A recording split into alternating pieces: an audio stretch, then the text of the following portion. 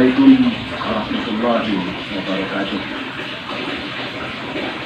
Bismillahirrahmanirrahim. Yang kita hormati tamu kita, sahabat kita yang hadir pada hari ini. Yang pertama, Bapak Dr. Fuad Bawasir, sahabat kita. Kemudian bersama beliau Ibu Dr.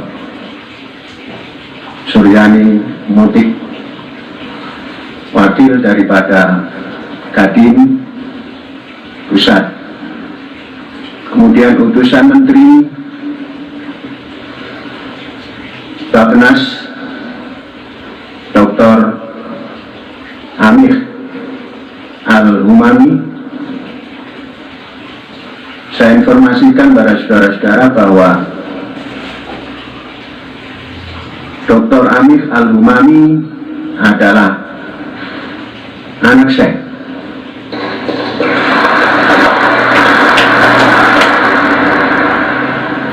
Yang dilahirkan daripada ibu yang menjadi kakak saya, jadi anak keponakan. Kemudian pada anggota daripada Badan Pembina Yayasan Pesantren Indonesia yang mempunyai tugas yang ada hukum kaitnya dengan perserikatan bangsa-bangsa dan juga menjadi konsul kehormatan daripada salah satu negara di Afrika, yaitu sahabat kita, saudara kita Yusuf Rashidi Akungstein.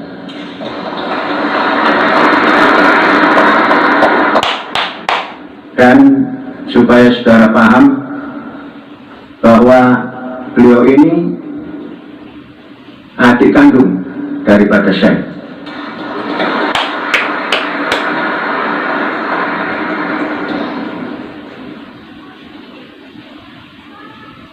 Adik kandung lahir tahun 55, sedangkan saya lahir tahun 64, dibaca dari belakang.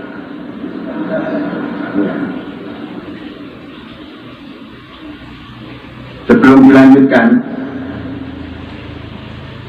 tadi beliau menyampaikan bahwa masuk tahun ke-21 baru bisa berdiri di hadapan saudara-saudara, padahal beliau adalah anggota Badan Pembina.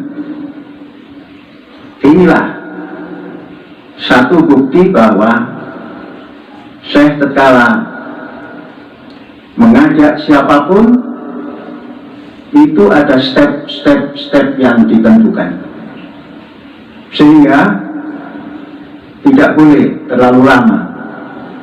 20 tahun itu cukup lama menanti, dan 21 tampillah berdiri di depan ini. Andainya tidak sabar, maka akhirnya ke laut. Tapi karena sabar, maka tampil berdiri di mihrab rahmatan lil alamin.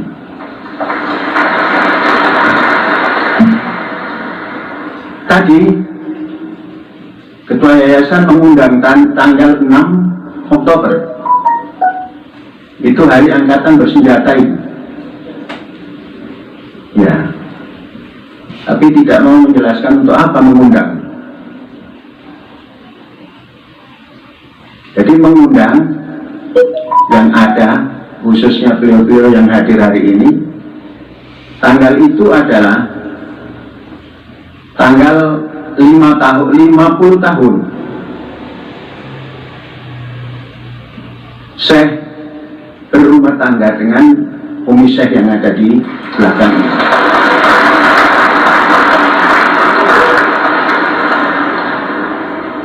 Nah, ini ketua yayasan mendahului mengadakan acara. Ya silakan, mau apa acaranya terserah. Pernikahannya sudah, malah sudah 50 tahun, silakan.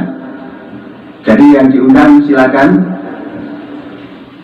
Mau apa, umpamanya mau macam-macam, jangan, satu macam saja, silaturahim. Ya. Saudara-saudara, tema kita hari ini membangun kekuatan bangsa dalam menghadapi COVID-19 sebagai dunia. Saudara-saudara, mari kita telusuri bangsa itu apa menurut ketuhanan yang Maha Esa. Karena kita mempunyai dasar negara, satu diantaranya adalah ketuhanan yang Maha Esa, maka berbangsa ini mari kita rujuk dari ajaran Tuhan yang Maha Esa yang disampaikan oleh Kanjeng Nabi Muhammad SAW, yang selalu saya katakan, qala Rasulullah SAW fil Qur'anil Karim, bukan qala Allah Ta'ala fil Qur'anil Karim, tapi qala Rasulullah SAW fil Qur'anil Karim. Artinya Rasulullah menyampaikan wahyu yang dinukil dari ilahi, yang diucapkan dengan bahasa beliau, yang diikuti oleh seluruh umatnya dengan syahadatnya, yakni syahadat ilahiyah dan syahadat risalah Muhammadiyah. Nah, itu sebagai wujud daripada ungkapan ilahi yang dikaulkan oleh Rasulullah Muhammad SAW tentang konsep negara bangsa. Saudara-saudara, negara bangsa ini oleh Rasul Muhammad SAW dijadikan suatu pedoman, dijadikan satu bandul, dijadikan satu jangkar untuk tahu apa itu negara. Maka disampaikan la uqsimu bihadzal balad. Hadzal balad itu di mana saja? Karena ketika itu Kanjeng Nabi mendirikan sebuah tatanan di Madinah Al-Munawwarah, maka hadzal balad yakni Madinah Al-Munawwarah. Maka keluarlah undang-undang Rasulullah tentang negara itu, Al-Madinatu haramun min kaza ila kaza, la yubta' syajaruha wa la yuhtas fiha hadas, faman ahdasa fiha hadasan fala'natullah wal malaikatu wan nas ajma'in. Itu start pertama Rasulullah menghadapi negara Al-Madinah, Al-Balad, hadzal balad. Kemudian diterangkan lagi, karena Madinah itu tidak ansih negara yang ketika itu ada, tapi negara yang diinginkan oleh Kanjeng Nabi melalui intuisinya mendekati ilahi, dan keluarlah di sana wahyu. Maka anta hillum bihadzal balad, yang kamu tinggal di negeri itulah negara. Itulah negara kita. Anta hillum bihadzal balad.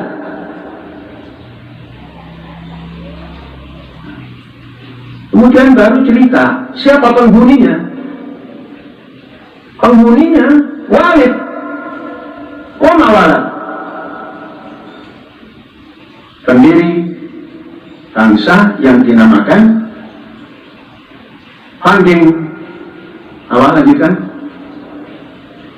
Memang manusia yang mendirikan negara ini laki-laki saja. Founding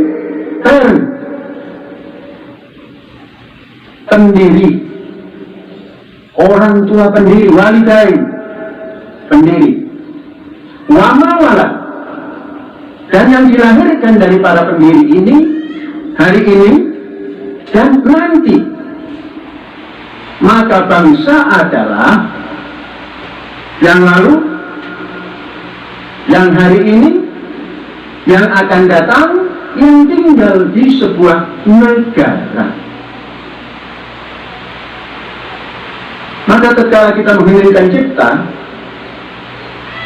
jangan hanya kepada almarhum, dan kita tidak tahu alamatnya siapa almarhum itu. Nah, coba kalau mengheningkan cipta, doakanlah semua yang telah mendirikan negara kita, dan semua yang sedang menjalankan tugas-tugasnya, dan semua yang akan datang menggantikan semua yang ada hari ini. Nah, ini kaitan dengan hari proklamasi. Nah, mari kita berdoa ini. Dalam 1 Muharram ini, kita berdoa untuk Indonesia, negara kita, mengheningkan kita mulai.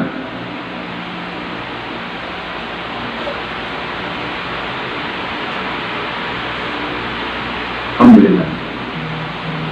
Saudara-saudara, hari ini kita memahami negara dan bangsa yang sudah jelas undang-undang dasarnya, sudah jelas dasarnya, tapi masih selalu semrawut dalam menghadapi persoalan-persoalan besar pun persoalan kecil. Karena memahami bangsa dan negara ini masih dipahami dengan hizib, pendekatan hizib, pendekatan partai yang ada kullu hizbin bima ladaihim farihun. Semua partai dengan partainya bangga, bukan dengan negaranya, bukan dengan bangsanya, tapi dengan partainya. Kapanpun kalau itu dilaksanakan, persatuan yang diinginkan dasar negara nonsen, nol besar, kanan kiri nol, depan belakang nol. Ini bangsa dan negara. Negara kita tinggal di dalamnya, bangsa adalah yang lalu, yang hari ini, dan yang akan datang. Kemudian yang sudah lalu sudah, jangan pernah dikaji, jangan pernah dihujat, lanjutkan perjuangannya yang patut, dan jangan dilanjutkan yang menurut generasinya tidak perlu dilanjutkan. Kemudian camkan dasar negaranya. Dasar negara kita ini harus dicamkan, dipahami sedalam-dalamnya. Saudara-saudara, mewujudkan satu keadilan sosial bagi seluruh rakyat Indonesia. Hari ini saja, dalam membahasakan mewujudkan satu keadilan sosial, orang lebih cenderung berbicara ekonomi syariah. Tidak pernah berbicara ekonomi kerakyatan Indonesia, ekonomi syariah yang rujukannya pada ribuan tahun yang lalu, hari ini dan besok dan yang akan datang itu ada di tangan kita dan tangan generasi yang akan datang. Mengapa ekonomi syariah? Ekonomi kerakyatan, ekonomi mewujudkan keadilan sosial bagi seluruh rakyat Indonesia, itu yang mesti dibangun. Ini kekuatan bangsa. Ini yang akan bisa menghadapi COVID. bukan menghamburkan uang. Gara-gara COVID uang dihamburkan.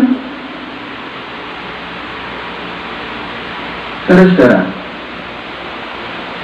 tidak sederhana memang menghadapi COVID ini, tapi harus ada keberanian dan harus bisa mengambil satu langkah yang strategis dan tepat. Saudara ingat, 1 Maret diumumkan ada COVID. 1 Maret itu saya sudah mendatangkan dokter dari Bandung kerjasama dengan Rumah Sakit Boromius. Orang bertanya, mengapa Boromius? Saya menjawab, kesehatan tidak kenal agama. Datang untuk apa? Untuk vaksin flu. Sangat sederhana, vaksin flu. Karena dengan flu itu badan kita, ketahanan kita, kalau terserang flu turun. Ketika turun itulah Master Corona datang. Mondok dia di paru-paru kita. Selesai. Kita dikritik oleh banyak orang. Ini bukan penyakit yang dihadapi dengan vaksin flu. Oke, memang bukan. Tapi kita mempersiapkan seluruh kader bangsa yang di atas 5.000 jumlahnya ini, jangan satupun yang terkena flu. Yang dari flu itu jembatan kelas bagi corona untuk masuk.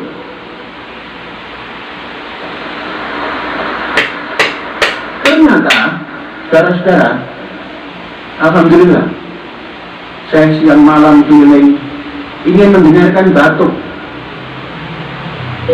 Inilah kersane Allah. Lah kok nggak ada yang batuk kecuali yang sedang batuk.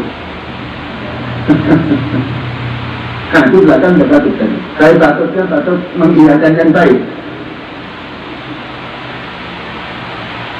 Tidak, jangan.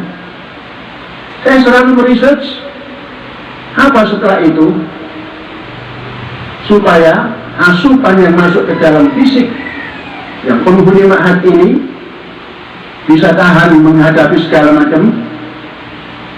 Terus kan sekarang gampang bertanya pada malaikat, gampang hari ini, tidak perlu jadi nabi lagi, selesai nabi, tapi malaikat tetap menurunkan wahyu. Nah, paling tidak Google lah.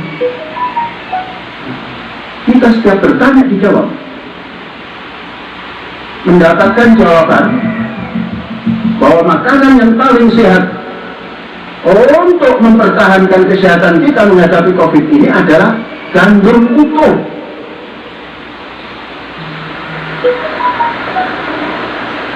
Pak Fuad ini memprovokator saya supaya nanam gandum. Ditantang oleh Pak Fuad itu. Masa iya Pak Fuad yang bukan sarjana pertanian berbicara gandum? Tertantang. Saya meneliti. Nah, kok ya hasil? Apa ukuran hasil?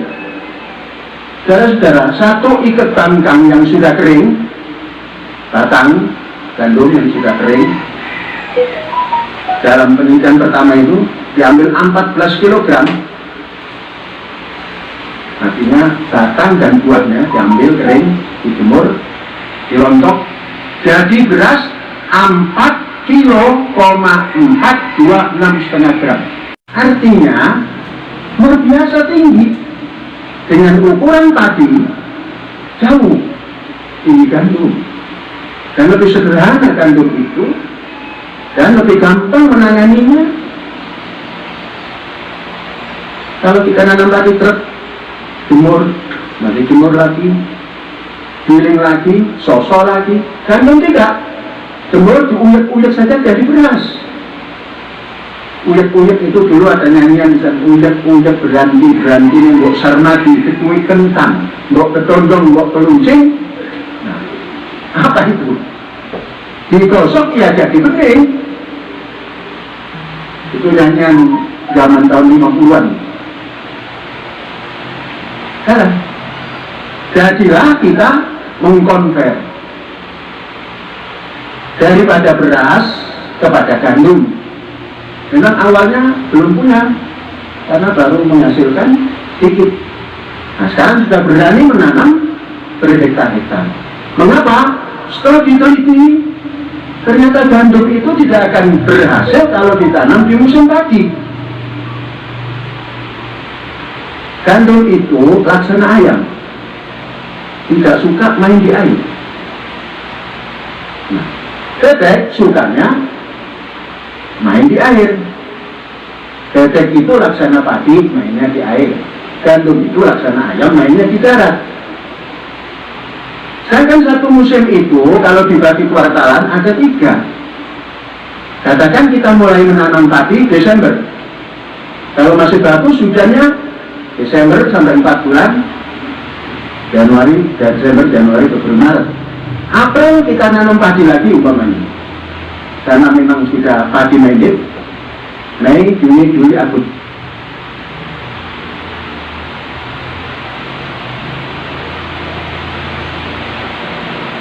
Terus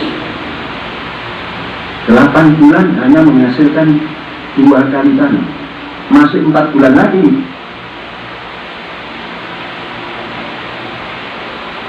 Masuk ke Desember. Disinilah kita nanam. Di Juli atau di Agustus tidak ada hujan. Kalau ada hujan tidak banyak, itu maunya gandum. Asal kita punya air. Airnya pun tidak perlu digenangkan, disemprot dari atas. Dan gandum terus melambai-lambai. Kita makan gandum. Dan tidak gandum saja, saudara-saudara, yang kita makan itu ada dicampur macam-macam. Saudara kalau suka ingin kelmis, wajah kelmis, minumlah minyak wijen. Nah, sekarang kita punya produksi wijen sendiri, kita bikin minyak sendiri. Campuran gandum utuh itu wijen biji dan wijen minyak. Kalau ingin wangi lebih dari itu, masukkan VCO. Kita campur sedikit VCO. Kalau ingin lagi yang lebih strong, masukkanlah itu yang namanya biji habbatus sauda. Terus kita campur semuanya dengan susu, dengan segala macam, kasih gula sedikit supaya ada rasa manis. Dan yang kita makan ini sudah penelitian Israel dan Amerika. Saya percaya. Mengapa? Ya, karena itu bagus. Karena itu bagus. La tastawi sayyi'ah wala hasanah. Maka kita rombak mulai Maret itu juga semua kita makan gandum utuh. Maka kita kalkulasikan 1 tahun kita perlu 450 ton. Tidak banyak. Kalau penelitian kita yang hasilnya seperti ini, hanya perlu 150 baung saja. Berapa hektar itu? 150 baung kali 7.000. 150 kali 7.000 berarti 105 hektar barangkali. Sudah. Kita punya padi 2 kali, kita punya gandum 1 kali, dalam 1 tahun 3 kali panen. Pulau Jawa ini pulau yang sangat bagus untuk pertanian. Mengapa dirubah ke tempat yang susah untuk pertanian? Dan di sini dibangun. Kalau menjadi miskin karena di sini untuk pertanian. Pindah ke yang jauh, yang sulit di sana, yang belum tentu. Nah, di sini sudah membuktikan bahwa 2 kali padi, 1 kali gandum. 1 kali gandum itu bisa, kalau kita punya 450 hektar, 50 hektar untuk campurannya, atau 25 hektar saja untuk campurannya. Apa itu? Yaitu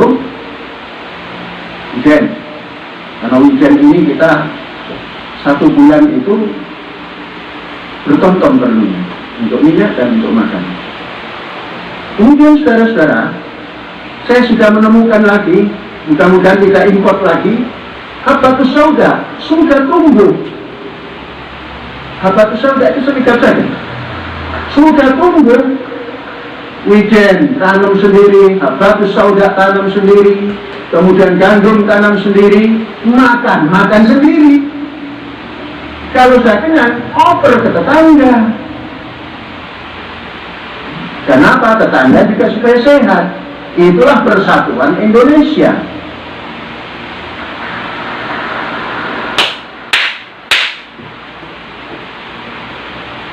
Sekarang kita 17 Agustus mendapatkan laporan bahwa turun, nggak ngerti itu Pak, itu pekerjaan Pak Fuad itu minus berapa persen Pak Fuad? 5,5% katanya ya. Itu penghitungnya nggak tahu, Pak Fuad yang pintar ngitung, karena ahlinya itu. Nah, bagaimana?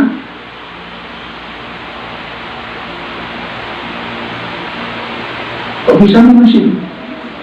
Di Al-Zaitun ini masjid baru dimulai gerak itu Maret Pak. Masang tefel, masang dinding atas, masang semuanya bulan Maret. Semuanya bulan Maret. Dan nunggu dari pagi sampai petang sampai malam, ditunggu. Lambat sedikit ya, ada lambat-lambat. Nanti diketawakan Pak Fuad, satu Muharram akan datang gitu.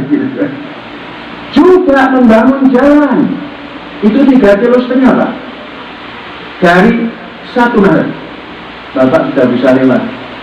Kemarin belum selesai Pak, sebelah sini.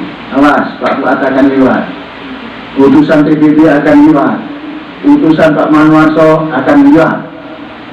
Belum tahu bahwa Ibu dari mana namanya Kadin juga akan datang.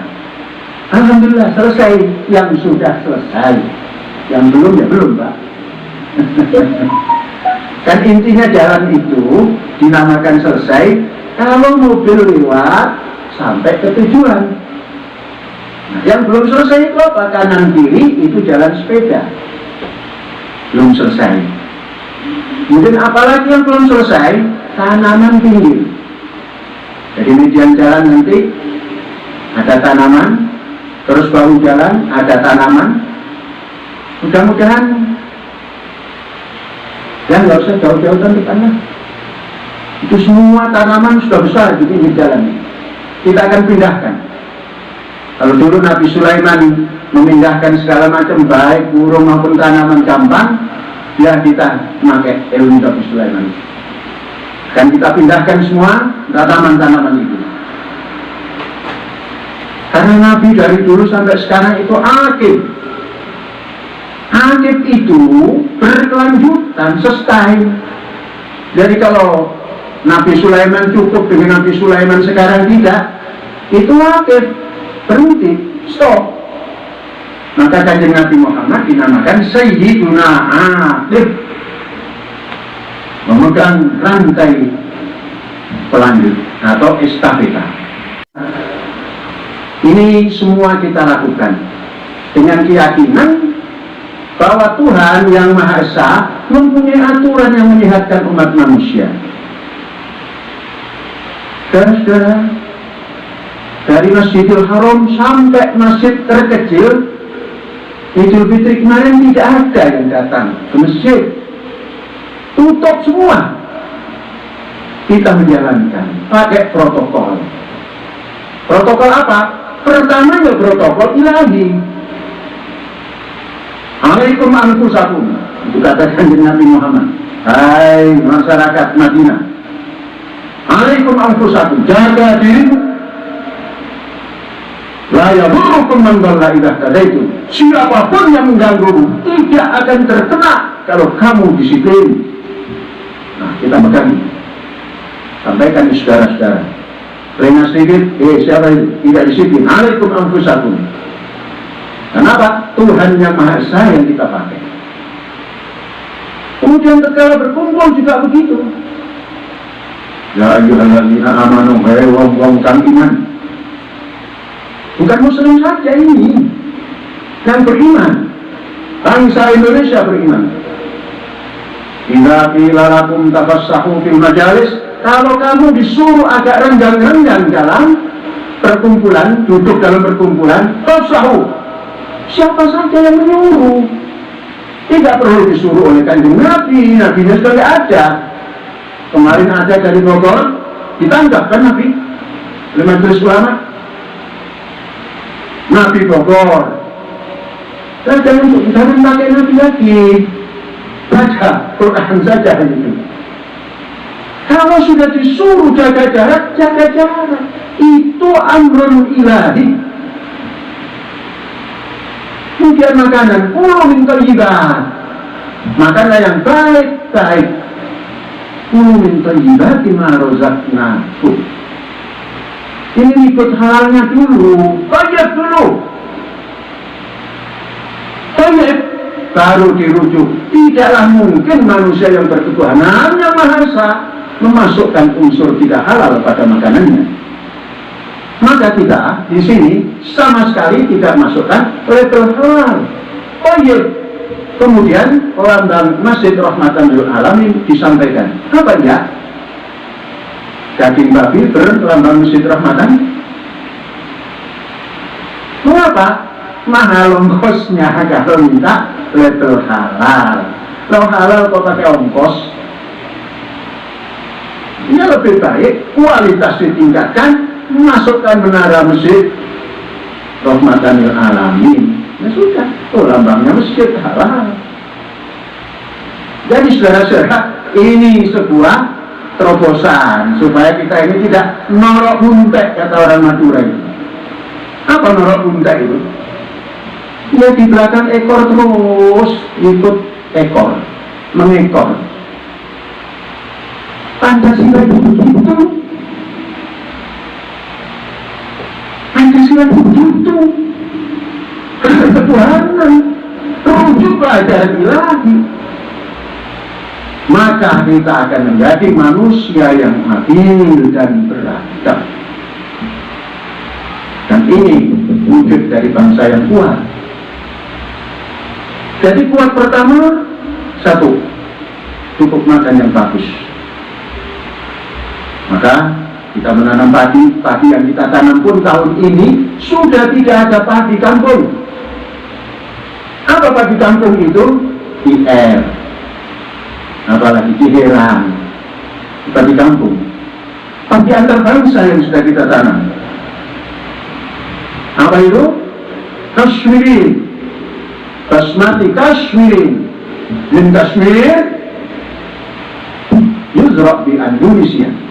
Maka dinamakan Kashmir Indonesia, Kashmirin. Kita dapat bibit dari Lahore, Pakistan, kita namakan Lahori. Dan itu sudah berhasil lumayan baik. Memang tidak banyak. Satu bahu 7.000 meter bisa menghasilkan hampir 4 ton. Kalau dibandingkan dengan padi yang tidak baik, ya bagusan ini, hasil kebanyakan ini. Kalau dibanding dengan padi yang hasilnya sedikit, gitu kan? Tapi saudara tahu harganya? Yang namanya basmati itu tidak ada orang menjual 30.000 yang super ini. Untuk apa membeli yang mahal-mahal? Kita tanam sendiri. Entol kita tidak makan nasi, kecuali hari ini boleh makan nasi. Nah, tepuk tangan, makan nasi sekarang tepuk tangan.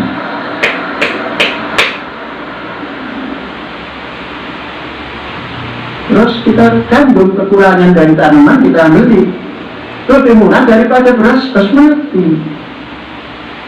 Jadi saudara-saudara, inilah kekuatan negara, inilah kekuatan bangsa. Bangsa yang kuat akan mempunyai kemampuan yang tinggi. Baru masuk kepada pendidikannya. Tatkala fisik bangsa ini kokoh, maka tidak akan menjadi bangsa yang menduh. Kalau tempe enak menduan, tapi kalau bangsa menduh berat, memblek. Saudara, dalam COVID ini sama sekali kita tidak menghentikan pendidikan kita tatap muka. Yang kita rubah adalah waktu belajar dan tempat belajar. Semua di jalan ada tempat cuci tangan, pinggir-pinggir jalan. Di kelas dari dulu tempat cuci tangan sudah ada. Sebelum ada COVID, di kelas sudah tempat cuci tangan. Maka tatkala berdiri, Al-Zaitun paling tersohor, sholatnya tidak pakai wudhu, dari sekolah terus ke masjid terus sholat. Apa jawab saya? Kalau di masjid wudhu, banjir masjidnya. Sekarang terbukti semua cuci tangan. Kemudian jam dirubah, pagi sebagian, nanti sore sebagian. Kemudian penghuni kelasnya dirubah, yang tadinya satu meja itu isinya 2 yang duduk, sekarang satu kelas, yang kelasnya super. Di Indonesia belum ada kelas di tingkat menengah yang ukuran 8 kali 12. Kita punya kelas 8 kali 12. Itu dulu kita menambah sedikit daripada Jerman. Jerman itu 7 kali 11 tambah 1 meter. Pak Syukur arsitek kita ditambah. Mengapa? Biar lebih tinggi daripada Jerman. Ya tinggi dulu apa kelasnya lebar gitu kan. Akhirnya sekarang dinikmatinya. Kemudian yang dulu 15 bangku itu diisi 30 orang, sekarang diisi 15 orang. Dulu agak berjauhan. Kemudian kursinya tinggi. Dulu dikritik, wah itu feodal, oh itu kolonial. Sudah merdeka kok kolonial. Itu kursinya tinggi, bagus tinggi daripada rendah. Nah, alhamdulillah, waktunya libur. Jadi kita liburkan Februari bukan karena supaya tinggal di rumah, bukan. Kemudian masuk lagi, dites lagi. Guru masuk dites, murid masuk dites, rapid test. Wali santri mau datang sini tes. Jadi yang sudah di sini ini semuanya alhamdulillah hijau, royo-royo, tak seluruh pengantin anyar. Maka jalannya pendidikan lancar. Kemudian yang kedua, yang ketiga, supaya kita ini punya rasa batin yang sungguh-sungguh kepada Tuhan, menghadapkan segala sesuatu ini, doa lisan dan doa fisik, kita puasa. Dari sejak Ramadan sampai hari ini terus puasa. Kita namakan puasa Topo Broto. Orang-orang kalau menghadapi apa-apa kan menanggap wayang Broto Yudo, perang suci. Oh, di sini tidak, Topo Broto. Sah fisik kita ini supaya tahan lapar. Kan kita diajari tombo ati ono 5 wernane, satu di antara wetengino luwe nono. Perutmu jangan dipenuhi, nanti masuk itu serangga itu. Mending kalau serangga, tapi kalau virus, sopo wae ingkang bisa ngelakoni, insya Allah ta'ala nyembadani. Kalau kita sudah bisa melaksanakan, insya Allah. Ternyata dengan puasa Topo Broto, setiap pukul 4 kita duduk di sini sampai maghrib, seluruh eksponen, seluruh guru, jumlahnya 99, menganalisa atau maupun mengevaluasi semua yang kita lakukan dan menetapkan yang besok yang akan kita lakukan itu apa, siapa pengawasnya, terus kita lakukan. 1 Maret sampai dengan hari ini. Alhamdulillah banyak yang kita buat, yang bisa kita lihat. Dan tidak kalah pentingnya ingin tentram semua penghuni ma'had ini, saya mengambil kebijakan bersama kawan-kawan. Ada ihsan ke-14. Kalau dalam bahasa luarnya itu gaji ke-14. Tidak usah dinaikkan gaji itu. Kalau kebanyakan gaji kolesterol nanti. Udah bulannya saja ditambah. Jadi tanggal 20 ini ihsan ke-14 mulai turun.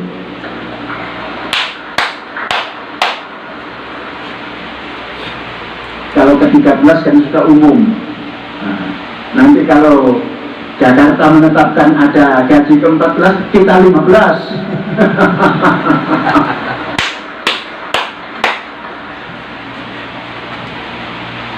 Saudara-saudara, tidak cukup dengan itu. Karena semua hari-hari tinggal di sini 24 jam, bekerjanya satu harinya 8 jam, untuk apa menyanyiakan waktu? Yang masih kuat ambil kesempatan lagi. Kita istilahkan jangan ambil part time, jangan volunteer. Volunteer itu kerja karena ikhlas. Kita bi'u man la yas'alukum ajran wa hum muhtadun. Memang tidak pernah minta jasa, tapi ajaran ilahi mengatakan kalau ya'mal misqala dzarratin khairan yarah. Bekerja 4 jam, ya harus ada pendapatan lagi. Nah, ini nanti volunteer ini untuk pertanian pelan-pelan kita akan tutup, hanya pembangunan. Karena apa? Proyek pertanian ke depan ini proyek yang harus seperti proyek peternakan ayam. Siapa yang masuk ke blok itu harus bersih. Kaki dicuci, tangan dicuci, pakai masker, baru bisa masuk. Tanaman pisang aja kok gitu, ya harus begitu. Supaya apa? Supaya nggak ada virus yang nempel ke pisang. Maka dibatasi nanti. Dan kita masuk ke organic system. Kita sudah punya processing pupuk organik. Insya Allah dalam pekan ini sudah produksi. Apa yang dihasilkan oleh sapi, apa yang dihasilkan oleh ayam, dan apa yang dihasilkan oleh sampah daripada pohonan yang ada di kampus, semua kita proses. Dulu orang mengatakan daun jatuh itu di dalam jalan kita ini, dikatakan saya banyak sampah. Ya nggak apa-apa, biar empuk. Itu pada bulan tertentu waktu saya ke Madrid itu semua penuh daun jalan raya. Kata saya, ini nanti kampus kita akan begini. Pak Sabit ketika itu nggak percaya, gimana? Ya nanti, jangan sekarang, pelan-pelan. Orang yang pidato menunggu 21 tahun juga sadar kok.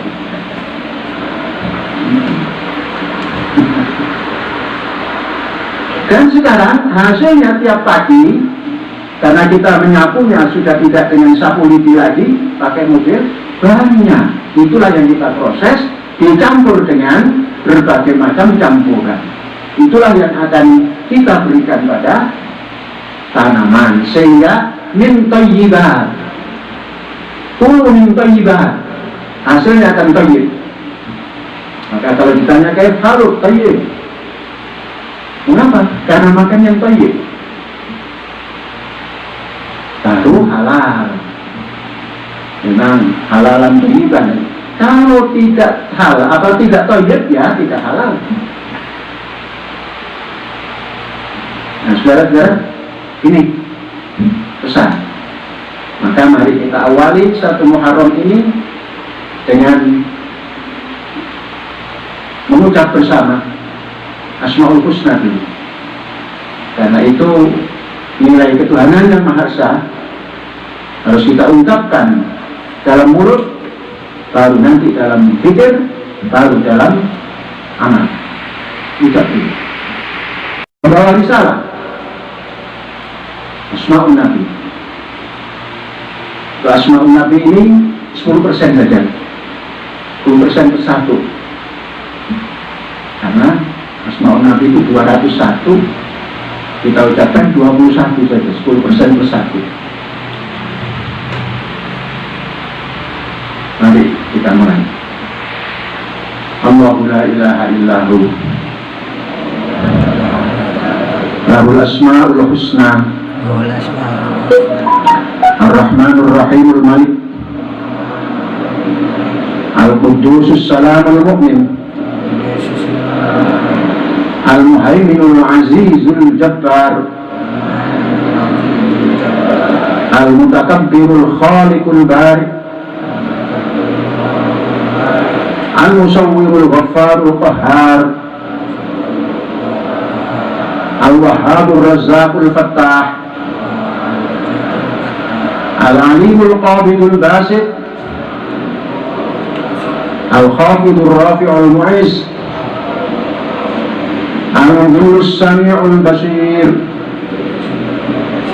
al-hakamul adlul latif al-khabirul halimul azim al-ghafurus syakurul alim al-kabirul hafidhul muqis al-hasibul jalilul karim al-raqibul mujibul wasi' al-hakimul wadudul majid al-ba'ithus syahidul haq al-wakilul qawiyul matin al-waliyul hamidul muhsi al-mubdi'ul mu'idul muhyi al-mumidul hayyul qayyum al-wajidul majidul wahid al-ahadus samadul qadir al-muqtadirul muqaddimul muakhir al-awwalul akhirul zahir al-batinul wali al-muta'ali al-barrut tawwabul muntaqim al-afuwur ra'ufu malikul mulk Dzul jalali wal ikramil muqsit al-jami'ul ghaniyul mughni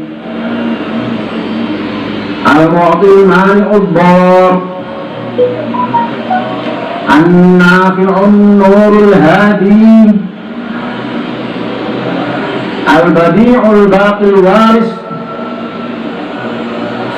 ar-rasyidus sabur. Inna Allaha wa malaikatahu yusalluna 'alan nabi